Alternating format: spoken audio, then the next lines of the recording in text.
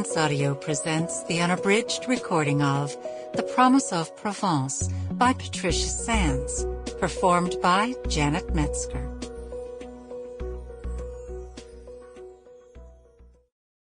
One.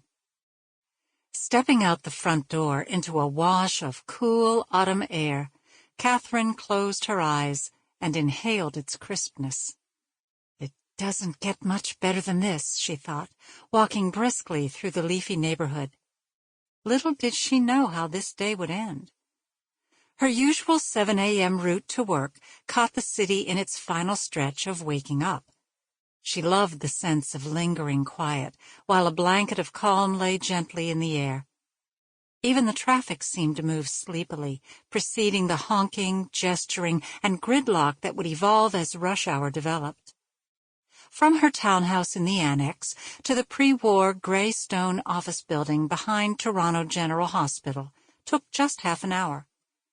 The tree-lined side streets stretching through the university campus and into Queen's Park were now a riot of gold and scarlet as autumn established its presence. Crossing the last major intersection, Katherine looked down the street to check the weather beacon atop the wedding cake-shaped insurance building.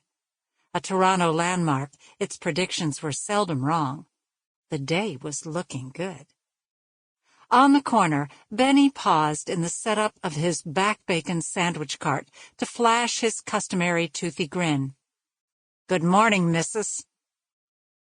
She had stopped reminding him of her name years earlier, accepting this was his preferred greeting.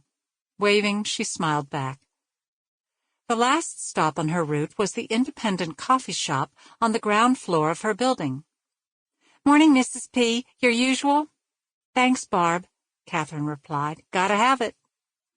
"Extra large, non-fat, half-sweet, extra foam, no whip cafe mocha to go, please," Barb called to an obviously new barista, who was looking a little perplexed and stressed as the line grew.